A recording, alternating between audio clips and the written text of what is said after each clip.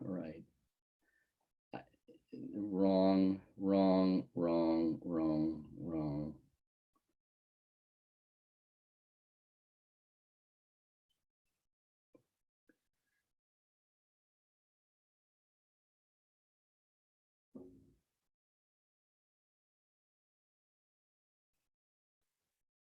Can you hear me, Ken? I can. All right, we I already have this recording, just so you know. Okay. I'm gonna mute myself then. Okay. You're gonna make me co-host, right?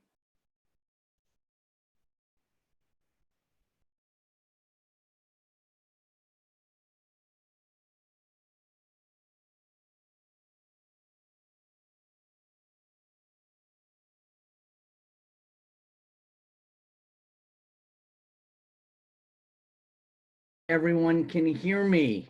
Welcome to the latest. Kayla, is this the 8th session? This is the 8th session. 8th session. Wow, unbelievable. So I think people may know. So when the coronavirus came upon us and people were working remotely, we thought, what could we do to be of value to our clients? And so one thing that we have decided to do, which we've done every week, is we have one of these coffee, call-in, and chat sessions. Today's session is going to be on some of the principles of time management. Obviously, working remotely has posed some challenges on all of us working remotely. Some people are now, I think most people are still having to work at home. Some people now have their spouse or significant other working alongside them. Sometimes they'll have 1, 2, 3, or some people have 4 kids home from school and having to, attend to some school assignments during the session. So if anyone doesn't have access to any of the recordings of the sessions that we have done before, I will ask my erstwhile producer, Kayla Walsh. Say hello to everyone, Kayla. So if you can, hey, Al. Hey. So Kayla, if you can post that in the chat, the YouTube link, and you'll see links to some of the other sessions that we've done. So I see some familiar faces and names. Just a couple of housekeeping details before we dive in. One, the session will be 30 minutes. We will end it promptly at 10 a.m. If there's more energy and questions, I can go a few minutes after. I do have another meeting at 10:15, so I can go a few minutes after. Second, we will, as I said, we will record the session. And if you would like a recording, if you missed something or want to share a recording with your colleagues, again, go to the YouTube channel. Next is, I think everyone is muted, but I will, if you want to respond to a question I will ask, which I will ask some questions throughout the session, you can either type in the chat bar, and for most people, the chat bar is at the bottom. My scroll bar is at the bottom of my computer, and you can literally type in chat, or if you want, you can unmute yourself and answer the question. Either one of those work. I think those are the main housekeeping details. Kayla, have I left out anything, or we're good to go? We are good to go. Excellent. So I know some of you have been on these calls before, so this is not news, but let me cover a little bit about us. So I think this is year 24 that I've headed up my own consulting firm. The mission of Boxer Advisors is to provide high-level consulting, coaching, and training solutions. And we believe that one of the secret sauces to having us do what we do and generate results for our clients is strategically integrating our solutions into the client environment. The three things that we do are we help clients build leadership capabilities, we help clients drive organizational change, and we help clients to engage and retain top talent. So that's what we do. Good morning to everyone, and good to see again some familiar faces and names. So let's talk a little bit about time management. So when you think about time management, and I don't know if this is what's in the Webster's dictionary, but when we put together the deck, typically time management begins with goal setting, and it's the process that you use to have a plan of attack, either some sort of calendar activities that's hopefully in alignment with strategic goals, and it's supported by a skill set that might include personal motivation, delegation, organization skills, crisis management. I would probably add in there communication skills as well, are some of the skills I think you need to be a good time manager. Can anyone think, are there any other skills that you think are relevant to be in the domain of time management that aren't listed there?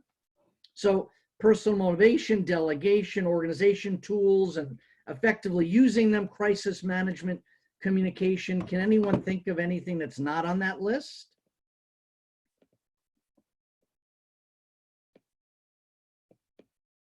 All right. So if you think about that, I would say that given what we're experiencing in the country today, that there's, I think, a premium on people effectively managing their time. I think, overall, I think there's an accelerated pace of change. There's a increased use of projects, teams, and remote workers, which require people to get a better handle on managing themselves and their time. An increase, I know we take a look at it internally. I know many of our clients look at how can they hold people more accountable for results. And there's different technologies that we use. One question I'd have for the group is, are there, given what's going on in the world today in dealing with the coronavirus and so many people still working remotely, are there other things that make it even more important to effectively manage your time? And either you can type something in the chat bar, or if you have a response and you want to say something, you just got to click unmute and then we'll be able to hear you.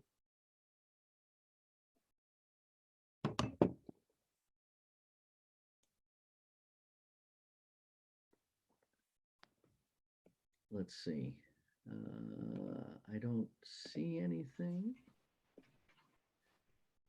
I'm assuming, Kayla, I'm not missing anything, right? No, you're not missing anything. Gotcha. So I guess from my perspective, we just got a couple, Ken. We did. Okay. Hopefully I'll take a look. So I think it is about work-life balance, and I think it is. I think the whole issue of staying focused is essential and difficult. I think that I think for many of us, listening to the news and listening to the over 80,000 people that have died from the coronavirus can be debilitating. And there may be days that you think, man, I don't want to get up out of bed, or it takes that much more effort to try to connect with colleagues who aren't down the hallway, or maybe your internet isn't cooperating at home. That's possible. I know that has happened. It's happened to us. Or maybe you're having a hard time connecting with people who may be on different schedules given the coronavirus, and them having to homeschool their children. So all those things I think are important, which I think makes the whole issue of time management even more relevant today than it was 8 weeks ago. So what we're going to do is we're going to take a look at, two things, and I would put up a chat Kayla, asking people what are some time wasters that they experience. So what we're going to do is we're going to take a look at what are some time wasters. Then I'm going to spend a few minutes talking about some strategies that you can use, I think, to more effectively manage your time.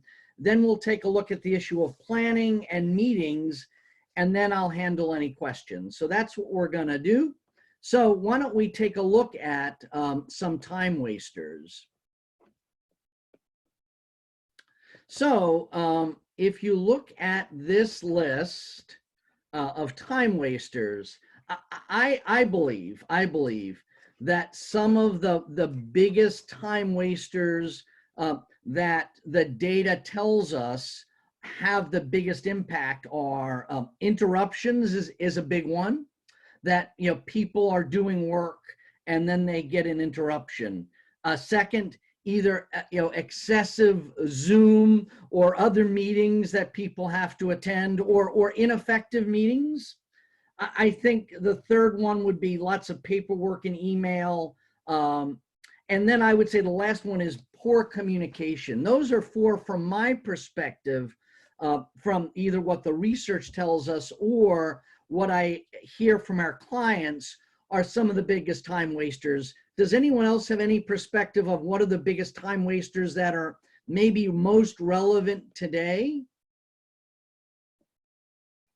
That's interesting. So repetitive COVID-19 emails. Yeah, right.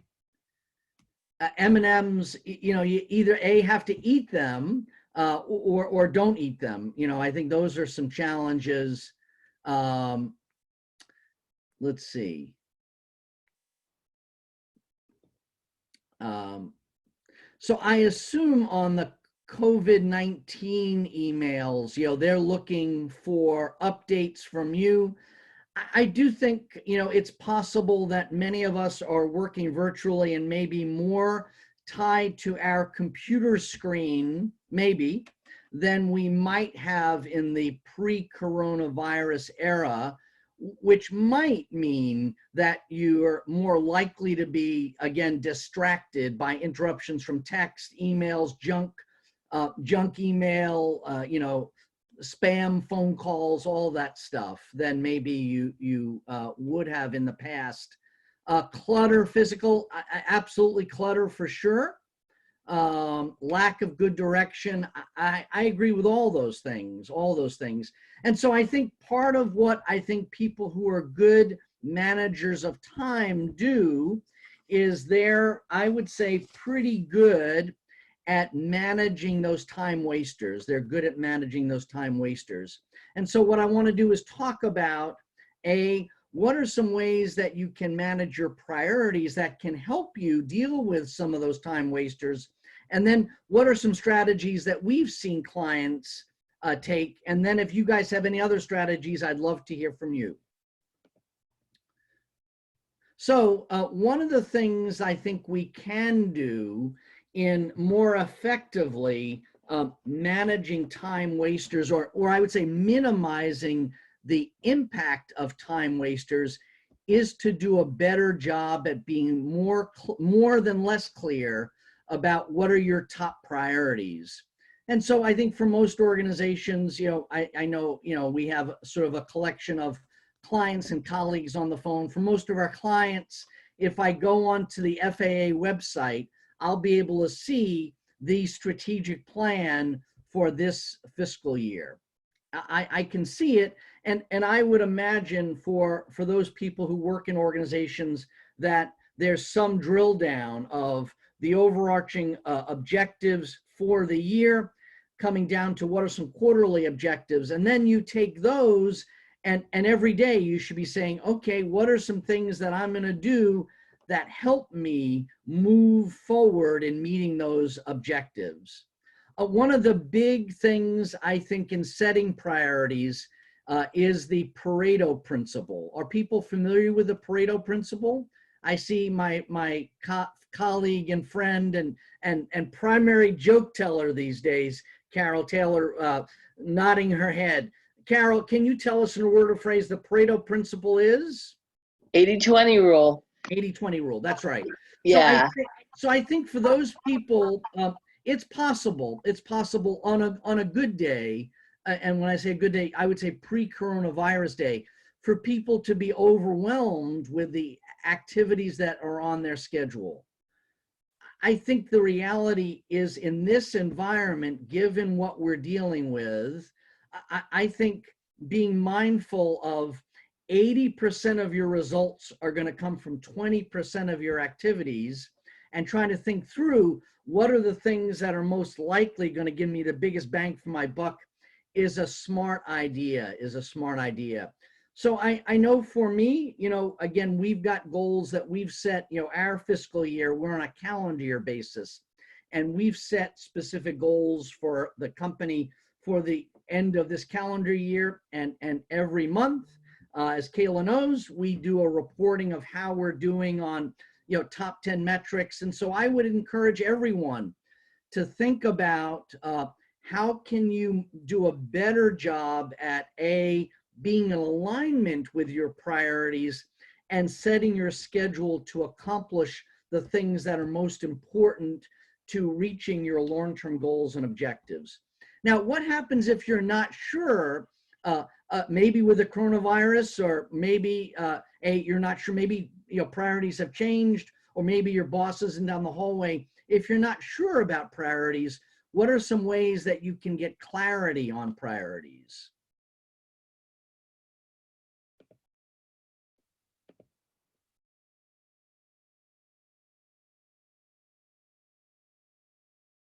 So I would say the three things I think you can do if you're not clear about priorities is, one, you can schedule a call with your supervisor, your manager, and ask him, hey, I'm just wondering, given everything that's going on, what do you see as the top priorities for the rest of May? A second thing you can do is you can email your manager and say, hey, here's what I perceive to be the top 7 things that are on my list to accomplish before the end of June, the third quarter of the government fiscal year. Did someone have something? I didn't miss anything. No. Okay. And I think the third thing you can do is again, move forward and check with your manager, maybe send them an email or have a quick conversation, just align priorities. So I think one thing we can do to be a better manager over time is to be clear on our priorities and do a better job at mapping our day-to-day activities in alignment with priorities. Hey, Ken, I think Carol might have had something to say. Okay, thank you. Thanks, Kayla. Carol? No? I don't, no, I think that asking and being persistent, if you don't get a response, because everybody's busy and everybody's distracted, if you don't get a response, ask again. And I think too, even though that phone calls are not particularly appreciated, sometimes you just have to pick up the phone and talk to them.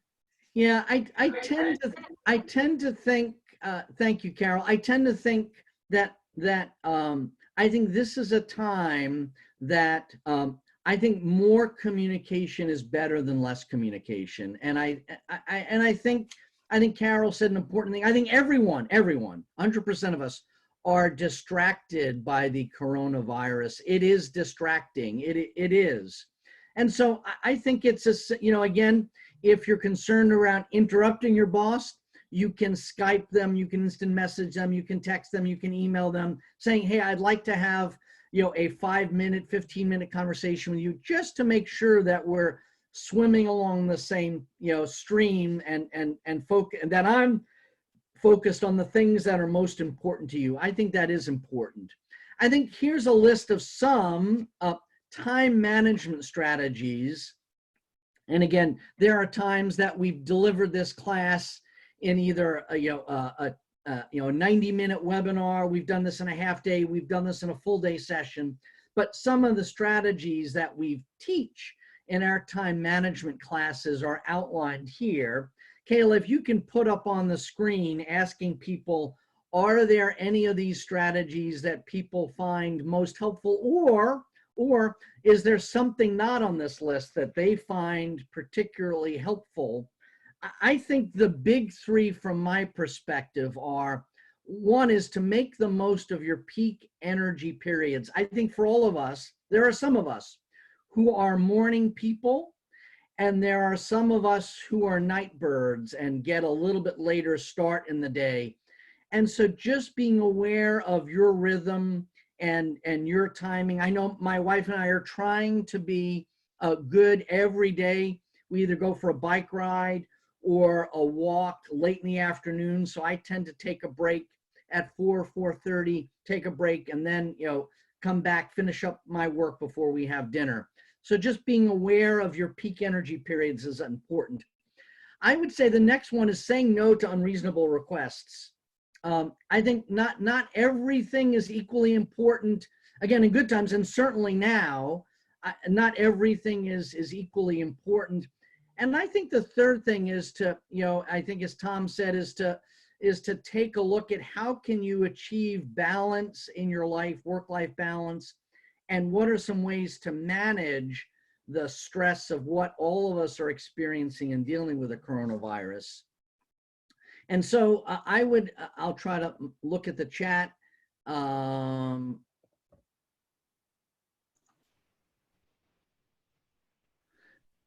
There you go. Not establishing boundaries. How long is I'm on the phone? So Carol, you had said not establishing boundaries with how long I'm on the phone. Is that one of the challenges that you face, or? I have a tendency to talk longer. Well, actually, I'm the person who listens, right? Yes. So I have right. as a counselor, Right. and a career counselor. So I have a tendency to let friends go on and on and on. We are people deprived right now. Yes. And yeah. everybody wants to talk. And Yeah. but I have things to do besides listen. Gotcha. So I would say the maybe the truth is somewhere in between. I think you have to be gentle with people during these times, and some people do need to talk. And I think that you can maybe said at the beginning some thoughts about, okay, we're going to spend 15 minutes today. Again, so I think you can do both. Some other thoughts around scheduling are, I think, some tips. And again, if people want a copy of the deck, Kayla, we would send it out to people. Is that right? So if they can just email me, where we would do it. So I think three things I think you can do in scheduling from this list that I think are most important are to do the biggest things on your list first, as opposed to the things that are expedient. I think second is to build in slack time into your schedule. Most things take longer than you anticipate, and whatever tool you use, whether it's, a paper and pencil tool or a computer, something on the computer to manage your daily activities, however you do that, those are three big things I think you can do to schedule yourself. The other thing I think you can do and should do is to be mindful of how you're spending your time. And I think every good consultant, you have to have a good four block matrix, or you can't be a consultant. I think that's a law. I think I read that in the Consultant Legal Journal. So people may have seen this, but I think this is a way to visualize your daily activities. There are certain things that we do that are not urgent and not important. They're not urgent and not important. And so some things, might be, again, could be responding to, personal emails during the day, could be some phone calls, could be some time wasters. Some other things are urgent, but not important. Urgent, not important. So some things that could be on the list could be, again, some interruptions, some phone calls, some emails, could be some activities that you like to do, but they're not really that important. Then I think are the things that are urgent and important. So there are some reports, that we all have to respond to. We all have bosses, and we have to respond to them. and there may be pressing problems. There could, so this morning one of our colleagues wasn't available to be the producer of this webinar, and Kayla agreed to step in and do that this morning. That probably was not on Kayla's list of activities today, but we needed someone to serve in the role of the producer, so in she rolled. And then the last thing is to focus on the things that are important but not urgent. Let me ask everyone a quick question. What are the things that we sometimes don't attend to but most need to do? What are the things that we don't attend to but most need to? Which block? So I'm one of those people that learned the ABC rule. And we usually attend because it's easiest, the not urgent and the not important.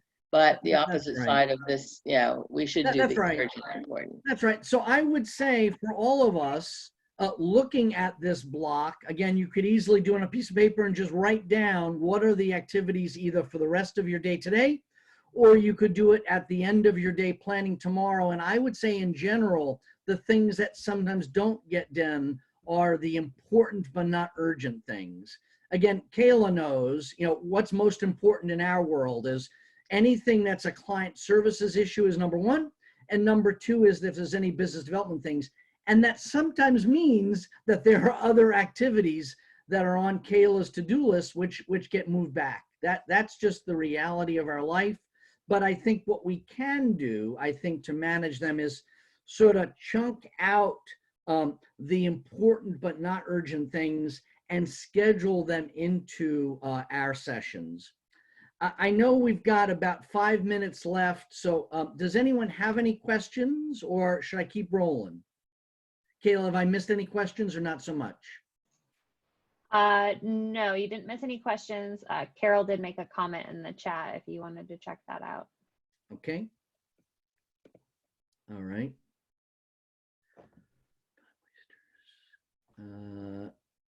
Carol, I don't see it. Is there something, Carol, that I've missed that you want to say to me? Going once, going twice. My new contract started. I was muted. Excellent. Yeah, thank you. And That's great. thank you. And so because I'm home, I'm supposed to be working Monday, Wednesday, and Thursday. But I'm home on Tuesday. And if there's something that somebody says is an emergency, I'm willing to work Tuesday afternoon. I may live to regret that. That's another poor boundary.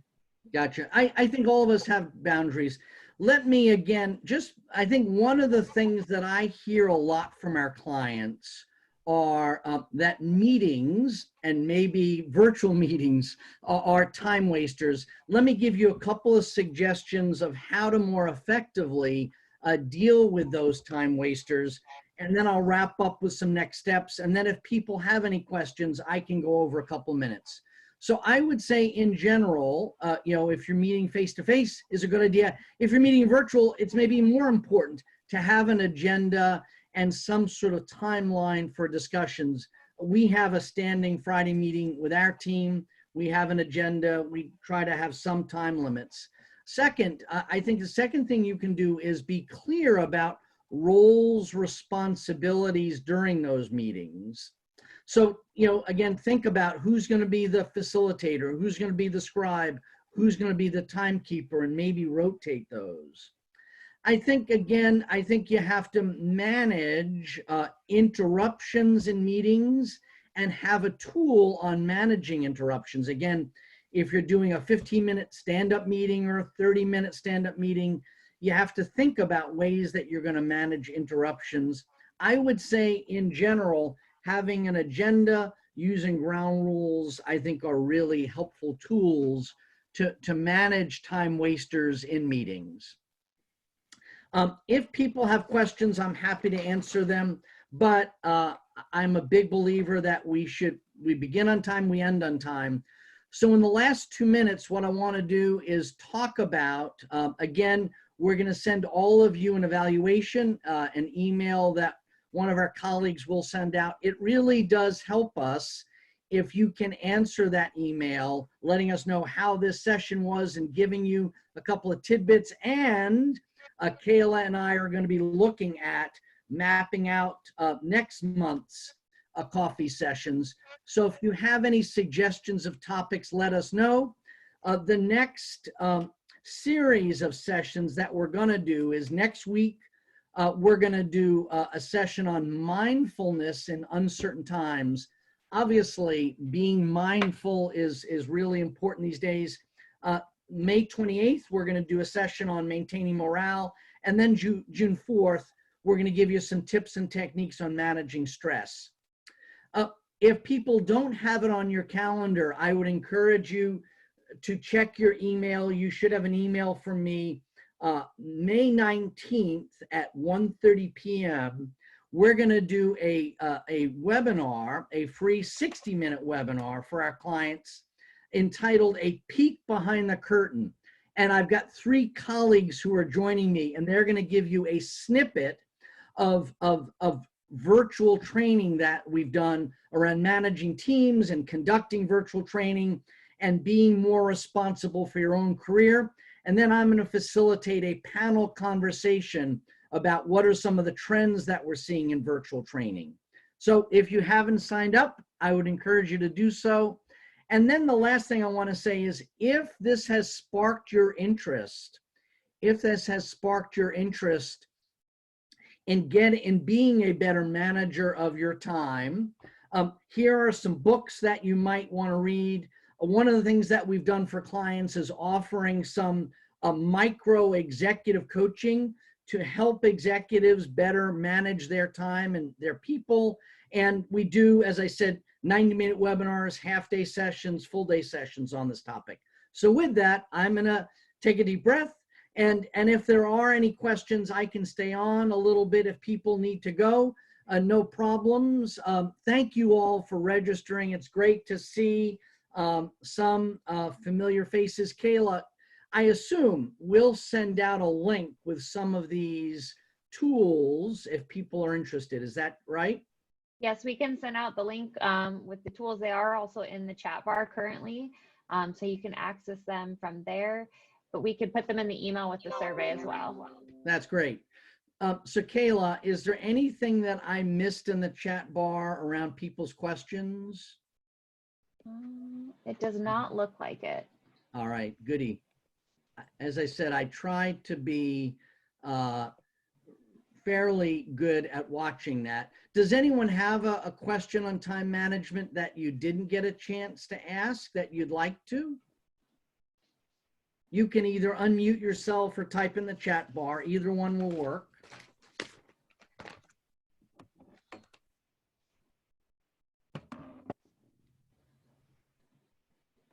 Whoop. See you later, Tom. Tom, take care. Good to see you. All right, everyone. Have a great rest of the day. Good to see everyone. I think, again, next week's session is on mindfulness. So let's all of us take a deep breath before we sign off today. Okay, adios. Have a good rest of the day, everyone. Thanks, Kayla. You're welcome. Bye, guys.